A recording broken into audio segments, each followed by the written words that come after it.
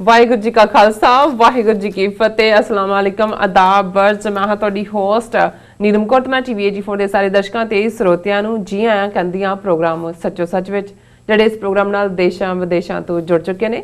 Khalistan affair centre ਦੇ ਸੰਚਾਲਕ doctor Amarjit Singh ji ਰੋਜ਼ਾਨਾ ਦੀ ਤਰ੍ਹਾਂ ਸਾਡੇ ਨਾਲ ਸਟੂਡੀਓ ਵਿੱਚ ਮੌਜੂਦ ਨੇ। ਆਓ ਉਹਨਾਂ ਨਾਲ ਗੱਲਬਾਤ ਕਰਕੇ ਅੱਜ ਦੇ ਅਹਿਮ ਇਸ਼ੂਜ਼ ਉੱਪਰ ਉਹਨਾਂ ਤੋਂ ਉਹਨਾਂ ਦਾ ਤਬਸਰਾ ਜਾਣਦੇ ਹਾਂ। ਜੀ ਡਾਕਟਰ ਸਾਹਿਬ ਵਾਹਿਗੁਰੂ ਜੀ ਕਾ ਖਾਲਸਾ ਵਾਹਿਗੁਰੂ ਜੀ ਕੀ ਫਤਿਹ। हाँ जी, ਤੁਹਾਨੂੰ ਵੀ ਤੇ ਦੁਨੀਆ ਭਰ ਚ ਬੈਠੇ ਸਾਡੇ TV84 ਦੇ ਬਹੁਤ ਪਿਆਰੇ ਸਿਆਣੇ ਸੋਹਣੇ ਦਰਸ਼ਕਾਂ ਨੂੰ ਵੀ ਵਾਹਿਗੁਰੂ ਜੀ ਕਾ ਖਾਲਸਾ ਵਾਹਿਗੁਰੂ ਜੀ ਕੀ ਫਤਿਹ ਤੇ ਮੁਸਲਮਾਨ ਭੈਣਾਂ ਭਰਾਵਾਂ ਨੂੰ अस्सलाम वालेकुम। जी डॉक्टर साहब जी आनू प्रोग्राम सचो सच विच बहुत शुक्रिया जी। डॉक्टर साहब अज 8 जून 2020 हार्ड नानकशाही संमत 552 ਦਾ ਦਿਨ ਹੈ ਤੇ ਡਾਕਟਰ ਸਾਹਿਬ ਪ੍ਰੋਗਰਾਮ ਸ਼ੁਰੂ ਕਰਨ ਤੋਂ ਪਹਿਲਾਂ ਅਸੀਂ ਪ੍ਰਦਰਸ਼ਕਾਂ ਤੇ ਸਰੋਤਿਆਂ ਨੂੰ ਹਮੇਸ਼ਾ ਤਰ੍ਹਾਂ ਦੱਸਦੀ ਵਿਊਅਰਸ ਜੇ ਤੁਸੀਂ ਹੱਕ ਸੱਚ ਇਨਸਾਫ ਤੇ ਪੈਰਾ ਦਿੰਦਾ ਇੱਕੋ ਇੱਕ ਚੈਨਲ TV84 ਨੂੰ ਦੇਖਣਾ ਚਾਹੁੰਦੇ ਹੋ ਤਾਂ ਤੁਸੀਂ ਦੇਖ ਸਕਦੇ ਹੋ spectrum cable, RCN cable, Bell Fibe cable Canada, roku, Jadoo box, ਸ਼ਾਵਾ, ਫੇਸਬੁੱਕ TV84 ਦੀ ਐਪ ਰਾਹੀਂ online streaming and IP box ਤੇ ਤੁਸੀਂ TV84 ਨੂੰ ਦੇਖ ਸਕਦੇ ਹੋ। ਵਿਊਅਰਸ ਜੇ ਤੁਸੀਂ TV84 ਨਾਲ ਜਾਂ ਪ੍ਰੋਗਰਾਮ ਸੱਚੋ ਸੱਚ ਨਾਲ ਫੇਸਬੁੱਕ ਰਾਹੀਂ ਜੁੜੇ ਹੋ ਤਾਂ ਇਸ ਨੂੰ ਵੱਧ ਤੋਂ ਵੱਧ ਲਾਈਕ ਕਰੋ ਤੇ ਸ਼ੇਅਰ ਕਰੋ ਅਤੇ ਨਾਲ ਹੀ YouTube ਤੇ ਸਬਸਕ੍ਰਾਈਬ ਵੀ ਕਰੋ। ਇਹ ਵੀ ਦੱਸ ਦਿਓ ਕਿ ਤੁਸੀਂ TV84 ਦੀ ਐਪ ਨੂੰ Android ਐਂਡ ਐਪ ਸਟੋਰ ਤੇ ਡਾਊਨਲੋਡ ਕਰਕੇ ਜੋ TV84 ਦੀ ਲਾਈਵ ਸਟ੍ਰੀਮ ਹੈ ਉਸ ਨੂੰ ਤੁਸੀਂ 24 ਆਵਰਸ ਦੇਖ ਸਕਦੇ ਹੋ। ਵਿਊਅਰਸ ਹੁਣ ਅਸੀਂ ਆਪਣੇ ਪ੍ਰੋਗਰਾਮ ਦੀ ਸ਼ੁਰੂਆਤ ਕਰਨ ਜਾ ਰਹੇ ਹਾਂ। ਪ੍ਰੋਗਰਾਮ ਦੇ ਵਿੱਚ ਵਿਚਾਰੇ ਜਾਣ ਵਾਲਾ ਜੋ ਅੱਜ ਦਾ ਮੇਨ ਇਸ਼ੂ ਹੈ ਉਸ ਬਾਰੇ ਆਪਾਂ ਗੱਲਬਾਤ ਕਰਾਂਗੇ। ਡਾਕਟਰ ਸਾਹਿਬ ਦੇ ਕੋਲੋਂ ਉਹਨਾਂ ਦੇ ਵਿਚਾਰ ਸੁਣਾਂਗੇ। ਜੋ ਪਹਿਲਾ ਟੌਪਿਕ ਹੈ ਉਸ ਦੀ ਹੈਡਲਾਈਨ ਹੈ ਕਿ ਕਿਸ ਤਰ੍ਹਾਂ ਬਾਹਰਲੇ ਸਿੱਖਾਂ ਨੇ ਭਾਰਤ ਨੂੰ ਅੱਤਵਾਦੀ ਸਟੇਟ ਅਤੇ ਮੋਦੀ ਨੂੰ ਅੱਤਵਾਦੀ ਐਲਾਨਿਆ। ਸੋ ਜਿਸ ਤਰ੍ਹਾਂ ਕਿ ਵਿਊਅਰਸ ਰੈਫਰੈਂਡਮ 2020 ਹੋਣ ਜਾ ਰਿਹਾ ਹੈ ਸੋ ਪਿਛਲੇ ਕੁਝ ਹਫ਼ਤਿਆਂ ਤੋਂ ਪੰਜਾਬ ਵਿੱਚ ਜੋ ਸਿੱਖ ਨੌਜਵਾਨਾਂ ਦੀ ਜੋ ਫੜੀ ਦਾ ਸਿਲਸਿਲਾ ਹੈ ਉਹ ਉੱਚੇ ਪੱਧਰ ਤੇ ਜਾਰੀ ਹੈ ਔਰ ਖਾਲਿਸਤਾਨ ਦੀ ਪ੍ਰਾਪਤੀ ਲਈ ਰੈਫਰੈਂਡਮ 2020 ਨੂੰ ਦਹਿਸ਼ਤਗਰਦੀ ਦੇ ਨਾਲ ਜੋੜਿਆ ਜਾ ਰਿਹਾ ਹੈ ਅਤੇ ਸਿੱਖ ਨੌਜਵਾਨਾਂ ਨੂੰ ਝੂਠੇ ਕੇਸਾਂ ਦੇ ਵਿੱਚ ਖੱਜਲ ਖੁਆਰ ਕੀਤਾ ਜਾ ਰਿਹਾ ਹੈ। ਸੋ ਇਸ ਭਾਰਤੀ ਜ਼ੁਲਮ ਦੇ ਚਲਦਿਆਂ ਬੀਤੇ ਕੱਲ ਅਮਰੀਕਾ ਕੈਨੇਡਾ ਦੀਆਂ ਸਿੱਖਾਂ ਦੀਆਂ ਜੋ 162 ਤੋਂ ਜ਼ਿਆਦਾ ਜਥੇਬੰਦੀਆਂ ਤੇ ਗੁਰਦੁਆਰਾ ਕਮੇਟੀਆਂ ਨੇ ਇੰਡੀਅਨ ਸਟੇਟ ਨੂੰ ਇੱਕ ਦਹਿਸ਼ਤਗਰਦ ਸਟੇਟ ਐਲਾਨਿਆ ਹੈ ਅਤੇ ਮੋਦੀ, ਅਮਿਤ ਸ਼ਾਹ, ਅਮਰਿੰਦਰ, ਸੁਖਬੀਰ ਬਾਦਲ, ਦਿਨਕਰ ਗੁਪਤਾ ਸਮੇਤ ਸੈਣੀ ਆਦਿ ਨੂੰ ਦਹਿਸ਼ਤਗਰਦੀ ਜੋ ਗਰਦ ਹੈ ਉਹ ਘੋਸ਼ਿਤ ਕੀਤਾ ਹੈ। ਸੋ ਇਸ ਬਾਰੇ ਆਪਾਂ ਵਿਚਾਰ ਚਰਚਾ ਡਾਕਟਰ ਸਾਹਿਬ ਨਾਲ ਕਰਾਂਗੇ। ਸੋ ਨਾਲ ਹੀ ਆਪਾਂ ਕਰੋਨਾ ਅਪਡੇਟ ਵੀ ਜਾਣਾਂਗੇ। ਸੋ ਅਸੀਂ ਚਾਹਾਂਗੇ ਕਿ ਤੁਸੀਂ ਸਾਡੇ ਨਾਲ ਇਸੇ ਤਰ੍ਹਾਂ ਹੀ ਬਣੇ ਰਹਿਣਾ। ਦੇਖਣ ਸੁਣ ਲਈ ਤੁਹਾਡਾ ਸਭ ਦਾ ਬਹੁਤ ਬਹੁਤ ਸ਼ੁਕਰੀਆ। ਜੀ ਡਾਕਟਰ ਸਾਹਿਬ ਕੀ ਕਹਿਣਾ ਚਾਹੋਗੇ ਜੇ ਆ ਮੇਨ ਜੋ ਅੱਜ ਦਾ ਮੇਨ ਵਿਸ਼ਾ ਹੈਗਾ ਅੱਜ ਦੇ ਪ੍ਰੋਗਰਾਮ ਦਾ ਸੋ ਤੁਹਾਡੀਆਂ ਕੀ ਵਿਚਾਰਾਂ ਨੇ ਇਸ ਬਾਰੇ? ਦੇਖੋ ਵੈਸੇ ਤਾਂ ਇਨਸਾਨੀ ਇਤਿਹਾਸ ਦੇ ਵਿੱਚ ਜੇ ਅਸੀਂ 7-8 ਹਜ਼ਾਰ ਸਾਲ ਦਾ ਸਫ਼ਰ ਦੇਖੀਏ ਤੇ ਦੁਨੀਆ ਦੇ ਅੱਡ-ਅੱਡ ਖਿੱਤਿਆਂ ਦੇ ਵਿੱਚ ਜਿਹੜੇ ਹਮਲਾਵਰ ਹੁੰਦੇ ਸਨ ਉਹ ਜਿਸ ਨੂੰ ਜਿੱਤਦੇ, ਜਿਸ ਇਲਾਕੇ ਨੂੰ ਫਤਹ ਕਰਦੇ ਉਸ ਦੀ ਦੌਲਤ ਹੀ ਨਹੀਂ ਉਸ ਦੀ ਰਿਆਇਆ ਜਾਂ ਲੋਕ ਵੀ ਉਹਨਾਂ ਦੀ ਮਲਕੀਅਤ ਹੁੰਦੇ, ਉਹਨਾਂ ਨੂੰ ਗੁਲਾਮ ਬਣਾ ਲਿਆ ਜਾਂਦਾ, ਵੇਚਿਆ ਜਾਂਦਾ ਜਾਂ ਗੁਲਾਮਾਂ ਵਾਂਗ ਉਹਨਾਂ ਨੂੰ ਵਰਤਿਆ ਜਾਂਦਾ ਔਰ ਇਹ ਸਿਲਸਿਲਾ ਮਿਲੇਨੀਅਮਸ ਤੋਂ ਹਜ਼ਾਰਾਂ ਸਾਲਾਂ ਤੋਂ ਜਾਰੀ ਰਿਹਾ। ਹਾਂ ਇੰਨਾ ਕੁ ਜ਼ਰੂਰ ਜਿਹੜਾ ਕੋਈ ਥੋੜ੍ਹਾ ਬਹੁਤ ਇਨਸਾਫ ਪਸੰਦ ਬਾਦਸ਼ਾਹ ਜਾਂ ਕੋਈ ਸਿਸਟਮ ਹੁੰਦਾ ਸੀ ਲੋਕ ਉਹਦੇ 'ਚ ਹੀ ਜਿਹੜੀ ਹੈ ਆਪਣੇ ਆਪ ਨੂੰ ਬੜੀ ਤਸੱਲੀ ਮਹਿਸੂਸ ਕਰਦੇ ਸੀ ਔਰ ਇਹ ਸੀ ਕਿ ਜੀ ਇਹਦੇ ਰਾਜ ਦੇ ਵਿੱਚ ਸਾਨੂੰ ਸੁੱਖ ਹੈ। ਪਰ ਲੈ ਦੇ ਕੇ ਜਦੋਂ ਤੱਕ ਅਸੀਂ 19ਵੀਂ 20ਵੀਂ ਸਦੀ ਤੱਕ ਪਹੁੰਚਦੇ ਹਾਂ ਜਦੋਂ ਕਿ ਦੁਨੀਆ ਦੇ ਵਿੱਚ ਡੈਮੋਕ੍ਰੇਸੀ ਜਾਂ ਜਮਹੂਰੀਅਤ ਦੇ ਨਾਂ ਥੱਲੇ ਲੋਕਾਂ ਦੇ ਹੱਕਾਂ ਦੀ ਗੱਲ ਔਰ ਬੇਸ਼ੱਕ ਇਸ ਨੂੰ ਡਿਫਾਈਨ ਤਾਂ ਬਹੁਤ ਪਹਿਲਾਂ ਜਦੋਂ ਅਸੀਂ ਅਮਰੀਕਨ ਹਵਾਲੇ ਨਾਲ ਦੇਖਦੇ ਹਾਂ ਤੇ ਫਿਰ ਅਬਰਾਹਿਮ ਲਿੰਕਨ ਦੇ ਲਫ਼ਜ਼ ਦੁਹਰਾਏ ਜਾਂਦੇ ਨੇ ਕਿ democracy of the people, by the people, for the people ਜਾਂ ਉਸ ਤੋਂ ਪਹਿਲਾਂ ਵੀ ਇਨਸਾਨੀ ਇਤਿਹਾਸ 'ਚ ਜੇ ਜਮਹੂਰੀਅਤ ਦੀ ਗੱਲ ਨੂੰ ਬਹੁਤ ਵਾਰ ਉਸ ਏਥਨਸ ਦੇ ਨਾਲ ਜੋੜਿਆ ਜਾਂਦਾ ਹੈ ਗ੍ਰੀਸ ਦੇ ਨਾਲ ਕਿ ਉੱਥੇ ਕਿਵੇਂ ਸਿਟੀ ਡੈਮੋਕ੍ਰੇਸੀ ਸੀ, ਲੋਕ ਜਿਹੜੇ ਨੇ ਮੈਜੋਰਿਟੀ ਦੇ ਨਾਲ ਫੈਸਲਾ ਕਰਦੇ ਸੀ ਔਰ ਉਹਦੀ ਇੱਕ ਉਦਾਹਰਣ ਸੁਕਰਾਤ ਜਿਹੜਾ ਕਿ ਲਗਭਗ 2500 ਸਾਲ ਪਹਿਲਾਂ ਹੋਇਆ ਉਸ ਨੂੰ ਜਦੋਂ ਫਾਈਨਲ ਟਰਾਇਲ ਦੇ ਵਿੱਚ ਇਹ ਕਿਹਾ ਗਿਆ ਕਿ ਜੀ ਇਹ ਨੌਜਵਾਨਾਂ ਦੇ ਦਿਮਾਗਾਂ ਨੂੰ ਕਰਪਟ ਕਰਦਾ, ਇਹ ਨਵੇਂ ਆਈਡੀਆ ਦਿੰਦਾ ਔਰ ਲੋਕ ਜਿਹੜੇ ਨੇ ਉਹ ਨੌਜਵਾਨ ਖਾਸ ਤੌਰ ਤੇ ਉਹ ਬਗਾਵਤ ਵੱਲ ਤੁਰਦੇ ਨੇ ਔਰ ਜ਼ਾਹਰ ਹੈ ਕਿ ਸੁਕਰਾਤ ਲੋਕਾਂ ਦੇ ਦਿਲਾਂ ਦੀ ਗੱਲ ਉਹਨਾਂ ਦੇ ਨਾਲ ਬੈਠ ਕੇ ਕਰਦਾ ਸੀ। ਔਰ ਉਸ ਸਾਰੇ ਚੋਂ ਜਦੋਂ ਸੁਕਰਾਤ ਨੂੰ ਮੌਤ ਦੀ ਸਜ਼ਾ ਜ਼ਹਿਰ ਦਾ ਪਿਆਲਾ ਦੇਣ ਦਾ ਫੈਸਲਾ ਵੀ ਹੋਇਆ ਤੇ ਉਹ ਵੀ ਕਿਹਾ ਜਾਂਦਾ ਹੈ ਕਿ ਭਾਈ 500 ਦੇ ਕਰੀਬ ਉਹਦੇ ਸਾਰੇ ਏਥਨਸ ਦੇ ਜਿਹੜੇ ਇਸ ਦੇ ਜਿਹੜੇ ਯੋਗ ਵੋਟਰਸ ਸਨ ਉਹਨਾਂ ਚੋਂ 270 ਦੇ ਕਰੀਬ ਨੇ ਉਹਦੇ ਖਿਲਾਫ ਵੋਟ ਕੀਤਾ ਔਰ 230 ਜਾਂ 240 ਨੇ ਕਿਹਾ ਵੀ ਨਹੀਂ ਸੁਕਰਾਤ ਜਿਹੜਾ ਉਹ ਇਨੋਸੈਂਟ ਹੈ ਔਰ ਉਹਨੂੰ ਉਹਦਾ ਜਿਹੜਾ ਸਭ ਤੋਂ ਪਿਆਰਾ ਦੋਸਤ ਸੀ ਉਸ ਨੇ ਹੀ ਜ਼ਹਿਰ ਦਾ ਪਿਆਲਾ ਦਿੱਤਾ। ਉਹਨੇ ਕਿਹਾ ਜੀ ਦੇਖ ਸੁਕਰਾਤ ਭਾਵੇਂ ਤੂੰ ਮੇਰਾ ਦੋਸਤ ਹੈ, ਮੇਰੀ ਤੇਰੇ ਨਾਲ ਦਿਲੀ ਹਮਦਰਦੀ ਹੈ, ਪਰ ਮੈਂ ਮੈਜੋਰਿਟੀ ਦੇ ਫੈਸਲੇ ਦੇ ਅੱਗੇ ਸਿਰ ਝੁਕਾ ਰਿਹਾ। ਸੋ ਇਹ ਬਹੁਤ ਵਾਰ ਜਦੋਂ ਰਿਪਬਲਿਕ ਦੇ ਉੱਤੇ ਜਾਂ ਡੈਮੋਕ੍ਰੇਸੀ ਦੇ ਉੱਤੇ ਗੱਲਬਾਤ ਹੁੰਦੀ ਹੈ ਤਾਂ ਜ਼ਾਹਰ ਹੈ ਏਥਨਸ ਕੋਰਟ ਹੁੰਦਾ ਹੈ, ਪਰ ਮੈਂ ਇਹਦੇ ਵਿਚਲਾ ਇਹ ਤੱਤ ਕਹਾਂ ਕਿ ਬੇਸ਼ੱਕ ਬਹੁਤ ਵਾਰ ਸੁਕਰਾਤ ਨੂੰ ਜਿਹੜਾ ਜ਼ਹਿਰ ਦਾ ਪਿਆਲਾ ਦੇਣਾ ਅੱਜ ਸੱਚ ਨੂੰ ਫਾਂਸੀ ਜਾਂ ਸੱਚ ਨੂੰ ਮਾਰਨ ਦੇ ਨਾਲ ਕੰਪੇਅਰ ਕੀਤਾ ਜਾਂਦਾ ਹੈ, ਪਰ ਇਸ ਗੱਲ ਦਾ ਧਿਆਨ ਰਹੇ ਕਿ ਸੁਕਰਾਤ ਨੂੰ ਮੌਤ ਦੇਣ ਦਾ ਫੈਸਲਾ ਸਿੰਪਲ ਮੈਜੋਰਿਟੀ ਦੇ ਨਾਲ ਕੀਤਾ ਗਿਆ ਸੀ। ਸੋ ਜਿਨ੍ਹਾਂ ਨੂੰ ਅੱਜ ਅਸੀਂ ਡੈਮੋਕ੍ਰੇਸੀਜ਼ ਕਹਿੰਦੇ ਹਾਂ ਉਹ ਬੇਸ਼ੱਕ ਅਮਰੀਕਾ ਹੈ ਜਾਂ ਇੰਡੀਆ ਆਪਣੇ ਆਪ ਨੂੰ ਲਾਰਜੈਸਟ ਡੈਮੋਕ੍ਰੇਸੀ ਕਹਿੰਦਾ ਹੈ ਜਾਂ ਯੂਰਪ ਦੀਆਂ ਦੂਸਰੀਆਂ ਤਾਕਤਾਂ ਨੇ, ਫੈਸਲਾ ਜਿਹੜਾ ਹੈ ਉਹ ਸਿੰਪਲ ਮੈਜੋਰਿਟੀ ਦੇ ਨਾਲ ਯਾਨੀ ਜ਼ਾਹਰ ਹੈ ਕਿ 51 ਬੰਦੇ ਆਪਣੀ ਸਿਆਣਪ ਜਿਹੜੀ ਆ ਉਹ 49 ਤੇ ਥੋਪ ਸਕਦੇ ਨੇ ਤੇ ਜੇ 51 ਗਧੇ ਹੋਣ 49 ਦਾਨਸ਼ਵਰ ਹੋਣ ਪਰ 51 ਗਧਿਆਂ ਦੀ ਸੁਣੀ ਜਾਏਗੀ ਕਿਉਂਕਿ ਉਹਨਾਂ ਦੇ ਕੋਲ ਮੈਜੋਰਿਟੀ ਹੈ। ਹੁਣ ਜ਼ਾਹਰ ਹੈ ਇਹ ਤਾਂ ਇੱਕ ਜੇ ਸਿੰਪਲ ਜ਼ਬਾਨ ਚ ਕਹਿਣਾ ਹੋਏ ਕਿ ਡੈਮੋਕ੍ਰੇਸੀ ਜਾਂ ਜਮਹੂਰੀਅਤ ਦੇ ਨਾਂ ਥੱਲੇ ਅਸਲ ਦੇ ਵਿੱਚ ਉਹ ਤੁਸੀਂ ਜਿਹੜੀ ਬਹੁ ਗਿਣਤੀ ਹੈ ਉਹ ਕਿਵੇਂ ਲੈਂਦੇ ਹੋ? ਝੂਠਾ ਪ੍ਰਚਾਰ ਕਰਕੇ, ਲੋਕਾਂ ਦੇ ਵਿੱਚ ਫੀਅਰ ਪੈਦਾ ਕਰਕੇ, ਲੋਕਾਂ ਦੇ ਵਿੱਚ ਨਫ਼ਰਤ ਪੈਦਾ ਕਰਕੇ। ਅਮਰੀਕਾ 'ਚ ਅਸੀਂ ਪਿਛਲਾ ਕੈਂਪੇਨ ਦੇਖਿਆ ਪ੍ਰੈਜ਼ੀਡੈਂਸ਼ੀਅਲ ਇਲੈਕਸ਼ਨ ਦਾ, ਔਰ ਭਾਰਤ ਦੇ ਵਿੱਚ ਜੇ ਅਸੀਂ 2014 ਔਰ 2019 ਦਾ ਹੀ ਕੈਂਪੇਨ ਦੇਖ ਲਈਏ ਔਰ ਉਸ ਸਾਰੇ ਚੋਂ ਕਿਵੇਂ ਸੁਸਾਇਟੀ ਨੂੰ ਪੋਲਰਾਈਜ਼ ਕੀਤਾ ਗਿਆ, ਕਿਵੇਂ ਹਿੰਦੂਤਵੀ ਗੁੰਡਿਆਂ ਨੇ ਉਹ ਲਿੰਚਿੰਗ ਹੋਏ, ਉਹ ਬਾਕੀ ਜਿਹੜਾ ਝੂਠ ਪਾਕਿਸਤਾਨ ਦੇ ਖਿਲਾਫ ਔਰ ਦਹਿਸ਼ਤਗਰਦੀ ਔਰ ਇਹ ਉਹ ਉਸ ਨੂੰ ਅਖਤਿਆਰ ਕੀਤਾ। ਜਦੋਂ 20ਵੀਂ ਸਦੀ ਦੇ ਵਿੱਚ ਇਹੀ ਅਖੌਤੀ ਜਿਹੜੇ ਆਪਣੇ ਆਪ ਨੂੰ ਜਮਹੂਰੀ ਮੁਲਕ ਕਹਿਣ ਵਾਲੇ ਸੀ ਉਹਨਾਂ ਦੇ ਵਿੱਚ ਜੇ ਅਸੀਂ ਹਿਟਲਰ ਦੇ ਜਿਸ ਜਰਮਨੀ ਦੀ ਗੱਲ ਕਰਦੇ ਹਾਂ ਨਾਜ਼ੀ ਜਰਮਨੀ ਦੀ, ਜਿਹਦੇ ਤੇ ਅਸੀਂ ਕੱਲ ਸੈਗਮੈਂਟ ਕੀਤਾ ਸੀ ਕਿ ਕਿਵੇਂ ਇੰਡੀਅਨ ਸਟੇਟ ਇੱਕ ਨਾਜ਼ੀ ਲਾਈਕ ਔਰ ਫਾਸ਼ਿਸਟ ਹੈ।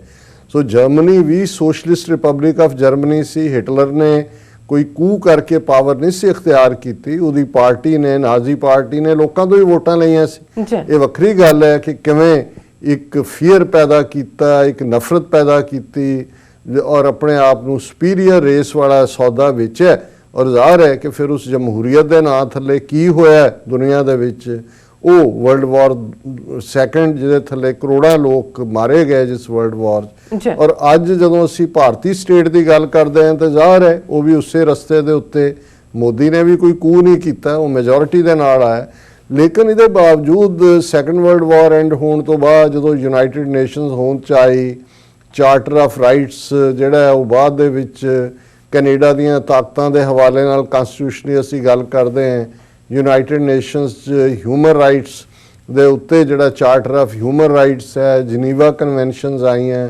ਫਿਰ ਬਹੁਤ ਸਾਰੇ ਮੁਲਕਾਂ ਨੇ ਵੈਸਟ ਦੇ ਵਿੱਚ ਜਦੋਂ ਆਪਣੀਆਂ ਫੋਰਨ ਪਾਲਿਸੀ ਬਣਾਈ ਤੇ ਉਹਨਾਂ ਨੇ ਕਿਸੇ ਸਟੇਟ ਦੇ ਵਰਤਾਰੇ ਨੂੰ, ਉਸ ਸਟੇਟ ਦੇ ਵਿੱਚ ਹਿਊਮਨ ਰਾਈਟਸ ਦੀ ਕੀ ਸਿਚੁਏਸ਼ਨ ਹੈ, ਲੋਕਾਂ ਦੇ ਮੁੱਢਲੇ ਹੱਕ ਤਾਂ ਨਹੀਂ ਕੁਚਲੇ ਜਾ ਰਹੇ, ਮੁੱਢਲੀਆਂ ਆਜ਼ਾਦੀਆਂ ਤਾਂ ਨਹੀਂ ਖੋਹੀਆਂ ਜਾ ਰਹੀਆਂ, ਇਸ ਦੇ ਨਾਲ ਜੋੜਿਆ। ਲੰਬਾ ਵਕਤ ਅਮਰੀਕਾ ਦੇ ਵੀ ਫੋਰਨ ਪਾਲਿਸੀ 50s 60s ਦੇ ਵਿੱਚ ਹਿਊਮਨ ਰਾਈਟਸ ਨਾਲ ਜੋੜ ਕੇ, ਪਰ ਫਿਰ ਅਸੀਂ ਦੇਖਦੇ ਹਾਂ ਕਿ ਇਵੈਂਚੁਅਲੀ ਉਹ ਵੀ ਹਿਊਮਨ ਰਾਈਟਸ ਦਾ ਨਾਂ ਇੱਕ ਕਿਸਮ ਦਾ ਫਰਾਡ ਸੀ ਆਪਣੇ ਆਪ ਦੇ ਵਿੱਚ, ਕਿਉਂਕਿ ਉਹ ਵੀ ਜਿਹਨੂੰ ਬੀਟ ਕਰਨਾ ਹੈ, ਕਿਉਂਕਿ ਦੋ ਕੈਂਪ, ਇੱਕ ਪਾਸੇ ਸੋਵੀਅਤ ਯੂਨੀਅਨ ਦੀ ਕਮਾਂਡ ਥੱਲੇ ਕਮਿਊਨਿਜ਼ਮ ਸੀ ਔਰ ਇਧਰ ਅਮਰੀਕਾ ਦੇ ਨਾਂ ਥੱਲੇ ਸੋ ਕਾਲਡ ਡੈਮੋਕ੍ਰੇਸੀ ਵਾਲਿਆਂ ਦਾ ਜਿਹੜਾ ਉਹ ਇੱਕ ਖੈਮਾ ਸੀ।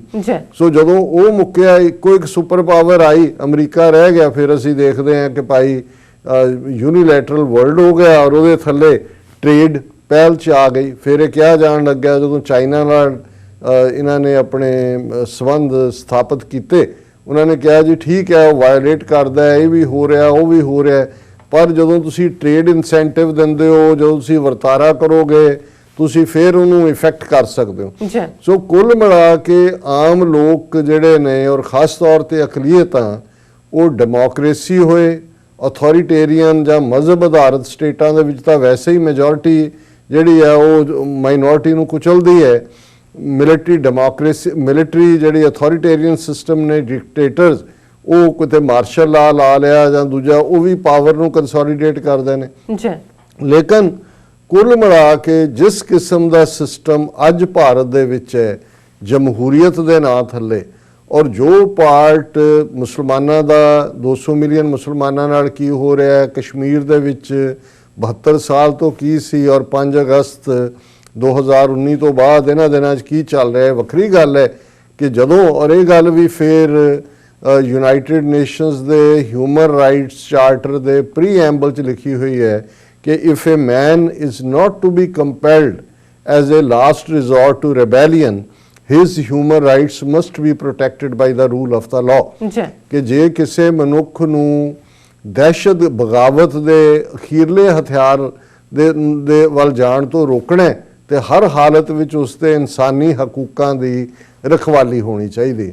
ਸੋ ਜੋ ਸਿਚੁਏਸ਼ਨ ਕਸ਼ਮੀਰ ਦੇ ਵਿੱਚ ਬਣੀ ਹੈ, ਜ਼ਾਹਰ ਹੈ ਕਿ ਵਾਪਸ ਕਸ਼ਮੀਰ ਦੇ ਵਿੱਚ ਪੂਰੇ ਜ਼ੋਰ ਨਾਲ ਮਿਲੀਟੈਂਸੀ ਆਈ ਹੈ। ਅੱਜ ਹੀ ਉੱਥੇ ਇੱਕ ਜਿਹੜਾ ਬੀਜੇਪੀ ਦਾ ਜਿਹੜਾ ਵਾਦੀ ਦੇ ਵਿੱਚ ਇਹਨਾਂ ਨੇ ਡਿਸਟ੍ਰਿਕਟ ਪ੍ਰੈਜ਼ੀਡੈਂਟ ਬਣਾਇਆ ਹੋਇਆ ਸੀ, ਉਹ ਉਹਦੇ ਭਰਾ ਮਾਰੇ ਗਏ ਨੇ। ਔਰ ਜ਼ਾਹਰ ਹੈ ਕਿ ਵੀ ਇਹ ਆਉਣ ਵਾਲੇ ਪੀਰੀਅਡ 'ਚ ਹੋਰ ਵੀ ਤੇਜ਼ੀ ਹੋਏਗੀ, ਕਿਉਂਕਿ ਜਦੋਂ ਤੁਸੀਂ ਤਾਕਤ ਦੇ ਨਾਲ ਕਿਸੇ ਚੀਜ਼ ਨੂੰ ਦਬਾਉਣਾ ਚਾਹੁੰਦੇ ਹੋ ਤਾਂ ਉਹਦਾ ਰਿਐਕਸ਼ਨ ਵੀ ਫਿਰ ਉਸ ਕਿਸਮ ਦਾ ਹੁੰਦਾ ਹੈ। ਜ਼ੁਲਮ ਅਲਟੀਮੇਟਲੀ ਉਹਦਾ ਜਵਾਬ ਦਿੱਤਾ ਜਾਂਦਾ ਹੈ। ਹੁਣ ਅਸੀਂ ਗੱਲ ਕਰਦੇ ਹਾਂ ਕਿ ਭਾਈ ਇਹੀ ਹਾਲ ਸਿੱਖਾਂ ਦੇ ਨਾਲ ਹੋਇਆ। ਲੰਬਾ ਵਕਤ 47 ਤੋਂ ਬਾਅਦ ਜਦੋਂ ਸਾਨੂੰ ਕ੍ਰਿਮੀਨਲ ਟ੍ਰਾਈਬ ਐਲਾਨਿਆ, ਅਗਲੇ ਆਲਮੋਸਟ 37 ਸਾਲ ਜੂਨ 84 ਤੱਕ ਪੀਸਫੁਲ ਤਰੀਕੇ ਦੇ ਨਾਲ, ਸ਼ਾਂਤਮਈ ਤਰੀਕੇ ਨਾਲ ਪੰਜਾਬੀ ਸੂਬਾ ਆਪਣੇ ਪਾਣੀਆਂ ਦੇ ਉੱਤੇ ਹੱਕ, ਪੰਜਾਬੀ ਜ਼ੁਬਾਨ ਦੀ ਮਾਨਤਾ, ਪਰ ਉਹਦਾ ਜਵਾਬ ਟੈਂਕਾਂ ਤੋਪਾਂ ਨਾਲ ਹਮਲੇ ਨਾਲ ਮਿਲਿਆ। ਹਜ਼ਾਰਾਂ ਸਿੱਖ ਮਾਰੇ ਗਏ। ਔਰ ਫਿਰ ਅਗਲੀ ਜਿਹੜੀ ਦਹਾਈ ਸੀ 84 ਤੋਂ 94-95 ਤੱਕ, ਇੱਕ ਪੂਰੀ ਦੀ ਪੂਰੀ ਜਨਰੇਸ਼ਨ, 1.5 ਲੱਖ ਸਿੱਖ ਨੌਜਵਾਨ ਪੰਜਾਬ ਦੇ ਲੈਂਡਸਕੇਪ ਤੋਂ ਮਾਰ ਮੁਕਾਇਆ ਗਿਆ। ਇੱਕ ਬਾਕੀਆਂ ਨੂੰ ਡਰੱਗਸ ਦੇ ਹਵਾਲੇ ਕੀਤਾ ਗਿਆ। ਉਹ ਦਹਾਈ ਵੀ ਬੀਤ ਗਈ।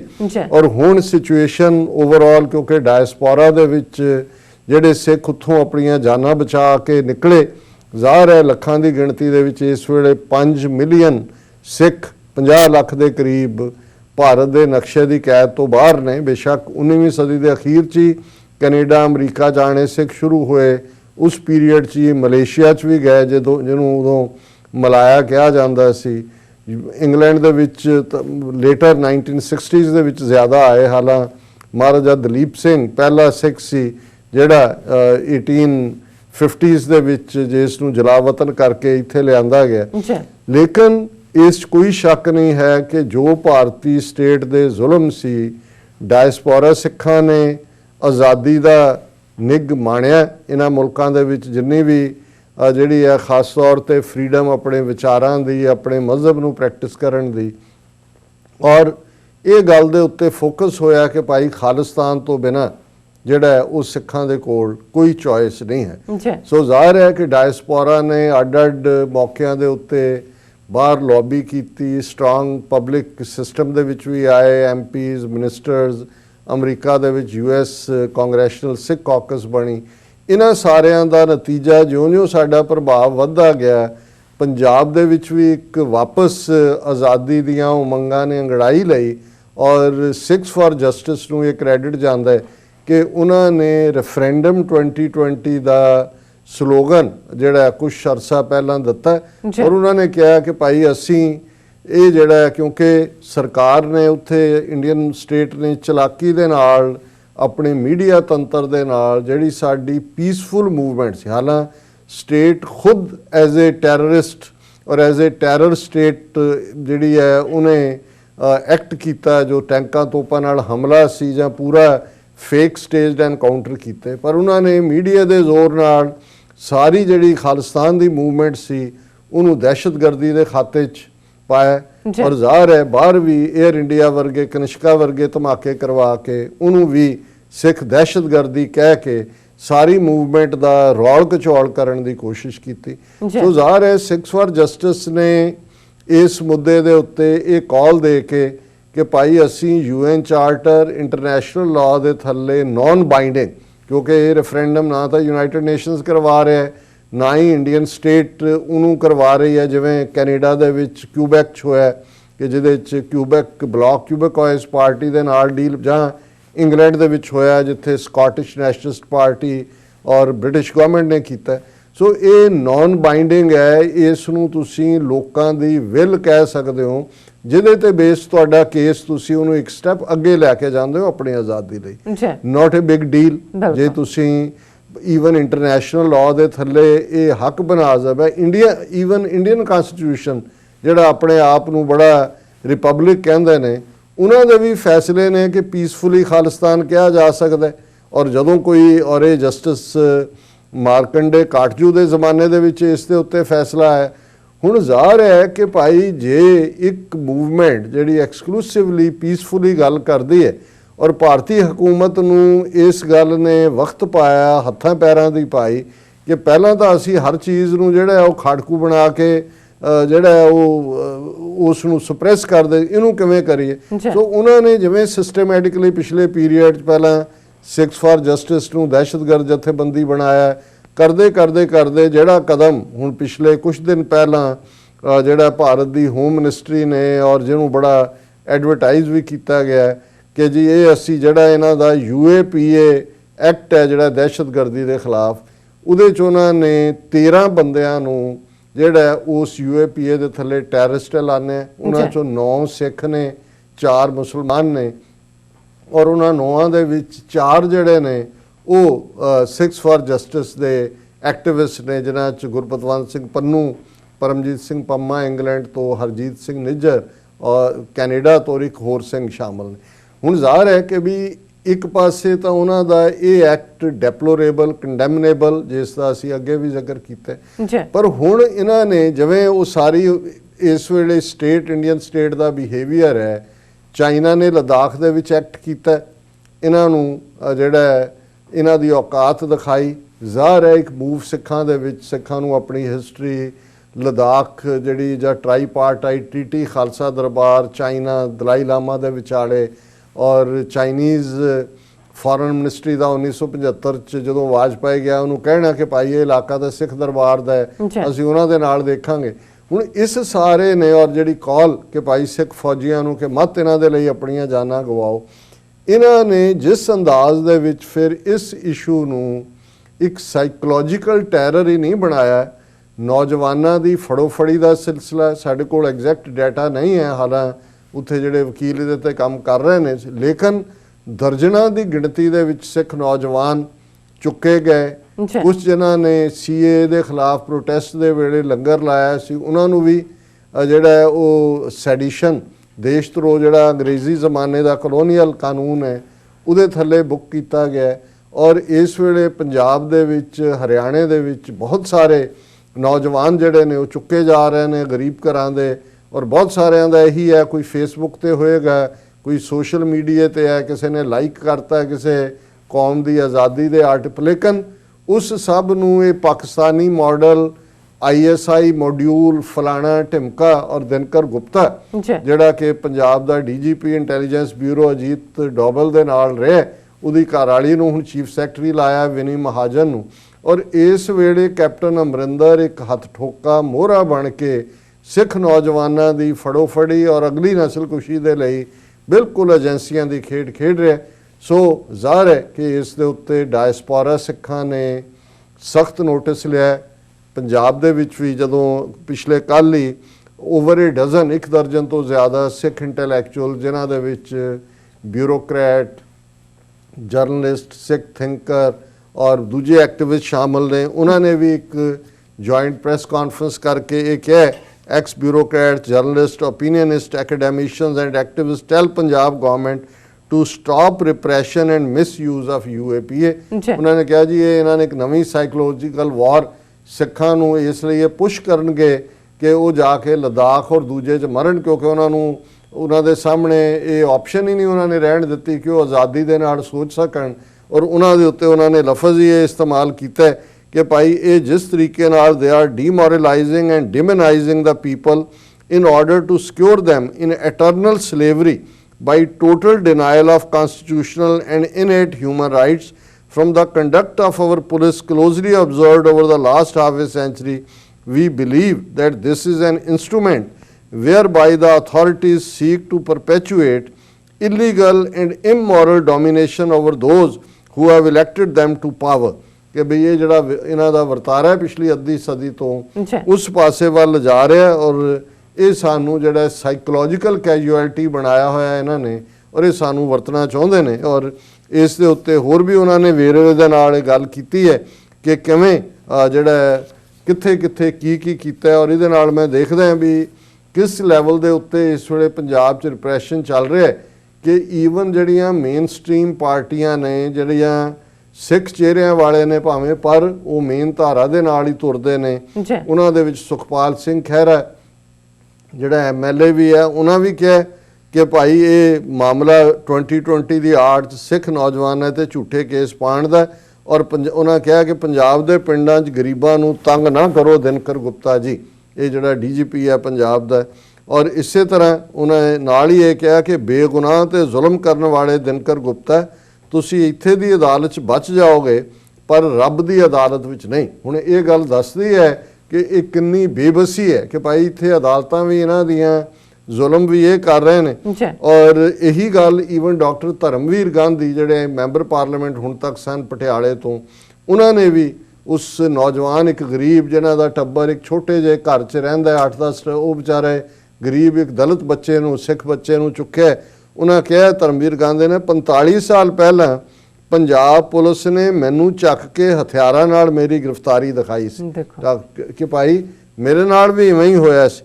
ਔਰ ਇਸ ਸਾਰੇ ਚੋਂ ਜਿਹੜਾ ਇਹ ਜਿਹੜਾ ਪਿੰਡ ਸੇਰਾ ਪਟਿਆਲਾ ਦਾ 26 ਸਾਲਾ ਦਲਿਤ ਨੌਜਵਾਨ ਹੈ ਸੁਖਚੈਨ ਸਿੰਘ, ਉਸ ਨੂੰ ਸਰਾਸਰ ਜਿਹੜਾ ਝੂਠੇ ਕੇਸ ਦੇ ਵਿੱਚ ਫਸਾਇਆ ਗਿਆ ਔਰ ਇਹ ਈਵਨ ਪਿੰਡ ਦੀ ਪੰਚਾਇਤ ਪਿੰਡ ਵਾਸੀਆਂ ਦੀ ਮੌਜੂਦਗੀ 'ਚ ਇਹ ਡਾਕਟਰ ਧਰਮਵੀਰ ਗਾਂਧੀ ਔਰ ਉੱਥੇ ਸੁਖਪਾਲ ਖਹਿਰਾ ਔਰ ਇਹ ਸਾਰੇ ਜਾਂਦੇ ਨੇ। ਸੋ ਇਹ ਸਾਰੇ ਵੇਰਵੇ ਸਾਹਮਣੇ ਨੇ ਕਿ ਉੱਥੇ ਚੱਲ ਕੀ ਰਿਹਾ ਔਰ ਇਸ ਸਾਰੇ ਮਾਹੌਲ ਦੇ ਚੱਲਦਿਆਂ ਜ਼ਾਹਰ ਹੈ ਕਿ ਡਾਇਸਪੋਰਾ ਸਿੱਖਾਂ ਤੋਂ ਉੱਥੇ ਬੈਠਿਆਂ ਨੂੰ ਵੀ ਤਵੱਕੋ ਹੁੰਦੀ ਹੈ, ਸਾਡਾ ਫਰਜ਼ ਵੀ ਬਣਦਾ ਹੈ। ਔਰ ਕੱਲ ਅਮਰੀਕਨ ਗੁਰਦੁਆਰਾ ਪ੍ਰਬੰਧਕ ਕਮੇਟੀ ਔਰ ਈਸਟ ਕੋਸਟ ਸਿੱਖ ਕੋਆਰਡੀਨੇਸ਼ਨ ਕਮੇਟੀ ਵੱਲੋਂ ਇੱਕ ਟੈਲੀ ਕਾਨਫਰੰਸ ਕੀਤੀ ਗਈ ਅਮਰੀਕਾ ਕੈਨੇਡਾ ਭਰ ਦੀਆਂ ਸਿੱਖ ਜਥੇਬੰਦੀਆਂ ਔਰ ਗੁਰਦੁਆਰਾ ਕਮੇਟੀਆਂ ਦੀਆਂ 162 ਦੇ ਕਰੀਬ ਪਾਰਟਿਸਪੈਂਟ ਉਸ ਟੈਲੀ ਕਾਨਫਰੰਸ ਸਨ। ਜ਼ਾਹਰ ਹੈ ਮੇਜਰ ਨੁਮਾਇੰਦੇ ਔਰ ਐਕਟਿਵਿਸਟ ਔਰ ਉਹਨਾਂ ਨੇ ਜਿਹੜਾ ਇਹ ਇਸ ਦੇ ਉੱਤੇ ਮਤੇ ਕੀਤੇ ਨੇ। ਬੇਸ਼ੱਕ ਜਿਉਂ ਹੀ ਸਾਡਾ ਪ੍ਰੋਗਰਾਮ 9 ਵਜੇ ਖਤਮ ਹੋਏਗਾ 9:30 ਵਜੇ ਇੱਕ ਲਾਈਵ ਪ੍ਰੈਸ ਕਾਨਫਰੰਸ ਇੱਥੇ ਬੈਂਕੁਏਟ ਹਾਲ 'ਚ ਰੱਖੀ ਹੈ ਜਿਹਦੇ 'ਚ ਮੈਂ ਵੀ ਪਾਰਟਿਸਿਪੇਟ ਕਰਾਂਗਾ।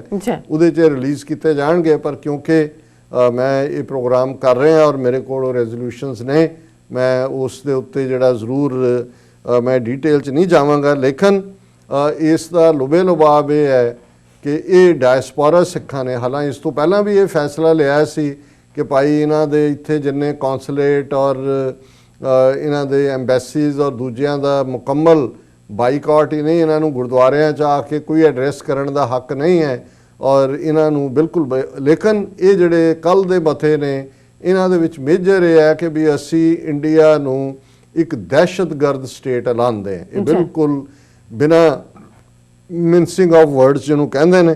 ਔਰ ਉਹਨਾਂ ਕਿਹਾ ਕਿ ਵੀ ਇਹ ਜਿਹੜੇ ਉੱਥੇ ਚੋਣਾਂ ਦੇ ਵੇਲੇ ਠੂਠੇ ਚੁੱਕ ਕੇ ਇੱਥੇ ਆ ਜਾਂਦੇ ਨੇ ਫੰਡ ਇਕੱਠੇ ਕਰਨ, ਇਹਨਾਂ ਨੂੰ ਅਸੀਂ ਮੁਕੰਮਲ ਬਾਈਕਾਟ ਕਰਾਂਗੇ।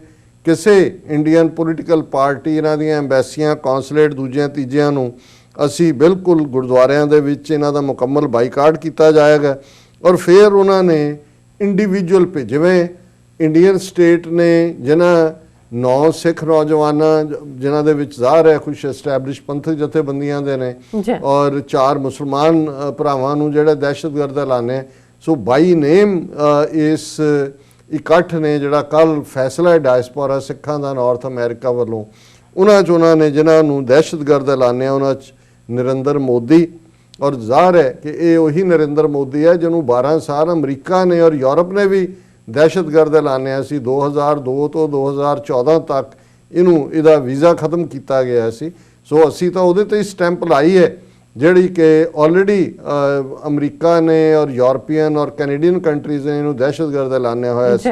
ਸੋ ਨਰਿੰਦਰ ਮੋਦੀ ਦਹਿਸ਼ਤਗਰਦ ਐਲਾਨਿਆ ਗਿਆ ਹੈ, ਅਮਿਤ ਸ਼ਾਹ ਦਹਿਸ਼ਤਗਰਦ ਹੈ, ਰਾਜਨਾਥ ਸਿੰਘ ਜ਼ਾਹਰ ਹੈ ਡਿਫੈਂਸ ਮਿਨਿਸਟਰ ਔਰ ਇਹਨਾਂ ਦੀਆਂ ਨੀਤੀਆਂ ਨੂੰ ਲਾਗੂ ਕਰਨ ਵਾਲੇ ਫੌਜ ਰਾਹੀਂ ਆਦਿੱਤਿਆਨਾਥ ਯੋਗੀ यूपी ਦਾ ਗੁੰਡਾ, ਕਮਲਨਾਥ, ਸਜਨ ਕੁਮਾਰ ਇਹ ਨਵੰਬਰ 84 ਦੀ ਸਿੱਖ ਨਸਲਕੁਸ਼ੀ ਲਈ ਜ਼ਿੰਮੇਵਾਰ ਜਿਨ੍ਹਾਂ ਨੂੰ ਹਰ ਸਰਕਾਰ ਨੇ ਪ੍ਰੋਟੈਕਸ਼ਨ ਦਿੱਤੀ ਹੈ, ਕੈਪਟਨ ਅਮਰਿੰਦਰ ਜਿਹੜਾ ਅੱਜ ਦਿੱਲੀ ਦਰਬਾਰ ਦਾ ਸੂਬੇਦਾਰ ਹੈ ਔਰ ਅਜੀਤ ਡੋਭਲ ਦਾ ਕੁੱਤਾ ਬਣ ਕੇ ਆਪਣੀ ਕੌਮ ਦਾ ਘਾਣ ਕਰ ਰਿਹਾ, ਪ੍ਰਕਾਸ਼ ਬਾਦਲ, ਸੁਖਬੀਰ ਬਾਦਲ। ਜ਼ਾਹਰ ਹੈ ਹੁਣ ਇਹ ਗੱਲ ਬਿਲਕੁਲ ਸਾਹਮਣੇ ਆਈ ਹੈ ਕਿ ਕਿਵੇਂ ਗੁਰੂ ਗ੍ਰੰਥ ਸਾਹਿਬ ਦੇ ਬੇਅਦਬੀ ਦੇ ਮਾਮਲਿਆਂ ਦੇ ਵਿੱਚ ਸਿੱਧਾ ਸੌਦਾ ਸਾਧ ਦੇ ਚੇਲੇ ਹੀ ਫੜੇ ਨੇ ਉਹਨਾਂ ਨੇ, ਉਹਦੀ ਇਨਵੋਲਵਮੈਂਟ ਹੈ ਔਰ ਕਿਵੇਂ ਉਸ ਸੌਦਾ ਸਾਧ ਨੂੰ ਜਿਹਨੇ ਗੁਰੂ ਗ੍ਰੰਥ ਸਾਹਿਬ ਦੀ ਬੇਅਦਬੀ ਕੀਤੀ ਉਹਦੇ ਖਿਲਾਫ ਜਿਹੜਾ ਗੁਰਮਤਾ ਸੀ ਉਹਨੂੰ ਕਿਵੇਂ ਇਹਨਾਂ ਨੇ ਆਂਡੂ ਕਰਵਾਇਆ ਔਰ ਕਿਵੇਂ ਉਸ ਚੋਂ ਜਿਹੜਾ ਸਿਆਸੀ ਮਫਾਦ ਕੱਢਿਆ। ਇਸ ਲਈ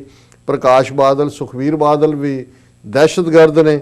ਡੀਜੀਪੀ ਦਿਨਕਰ ਗੁਪਤਾ ਜਿਹੜਾ ਜ਼ਾਹਰ ਹੈ ਅੱਜ ਦਾ ਡੀਜੀਪੀ ਹੈ ਔਰ ਇਸ ਤੋਂ ਪਹਿਲਾਂ ਸੁਮੇਧ ਸੈਣੀ ਉਸ ਨੂੰ ਵੀ ਐਲਾਨਿਆ ਗਿਆ। ਰਵਨੀਤ ਬਿੱਟੂ ਇਹ ਬੁੱਚੜ ਬੇਅੰਤੇ ਦਾ ਪੋਤਾ ਹੈ, ਲੁਧਿਆਣਾ ਬੇਸ, ਜਿਹੜਾ ਹੁਣ ਅੱਗੇ ਹੋ ਕੇ ਸੈਂਟਰ ਸਰਕਾਰ ਨੂੰ ਮੈਸੇਜ ਦੇ ਰਿਹਾ ਜੇ ਕਿ ਮੈਨੂੰ ਫੜਾਓ ਜ਼ਰਾ ਪੰਜਾਬ ਦੀ ਚਾਬੀ ਸੂਬੇਦਾਰੀ ਦੀ, ਤਾਂ ਕਿ ਮੈਂ ਆਪਣੇ ਦਾਦੇ ਨਾਲੋਂ ਵੱਧ ਕੇ, ਜੇ ਮੇਰੇ ਦਾਦੇ ਨੇ 1.5 ਲੱਖ ਮਾਰਿਆ ਤਾਂ ਮੈਂ 2.5 ਲੱਖ ਮਾਰੂੰਗਾ।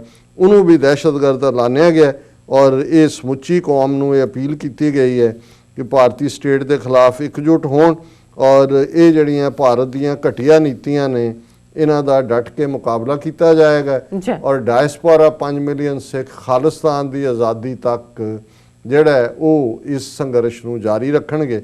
ਸੋ ਅਸੀਂ ਜਿਹੜਾ ਇਹ ਸਮਝਦੇ ਹਾਂ ਕਿ ਇਸ ਦੇ ਉੱਤੇ ਅਮਲ ਦਰਾਮਦ ਹੋਏਗਾ ਜਿਵੇਂ ਕਿ ਪਹਿਲੇ ਮਤਿਆਂ ਤੇ ਹੋਇਆ।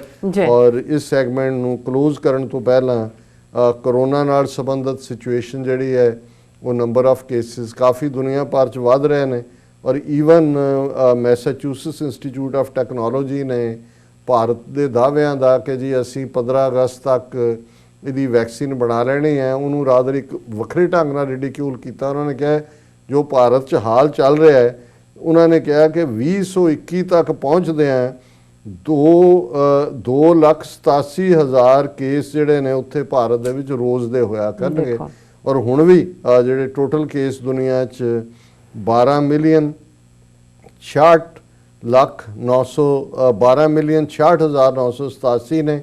ਕੁੱਲ ਮੌਤਾਂ ਜਿਹੜੀਆਂ ਨੇ 5,49,146 ਨੇ।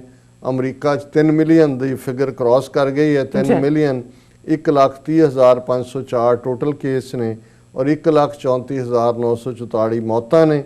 ਭਾਰਤ ਤੀਸਰੇ ਨੰਬਰ ਤੇ ਹੈ, 7,69,041 ਟੋਟਲ ਕੇਸ ਨੇ, 21,144 ਮੌਤਾਂ ਨੇ। ਪਾਕਿਸਤਾਨ ਦੇ ਵਿੱਚ ਵੀ ਕੇਸ 2,37,499 ਕੋਵਿਡ-19 ਪੋਜ਼ਿਟਿਵ ਨੇ ਔਰ 4,922 ਟੋਟਲ ਡੈਥਸ ਨੇ।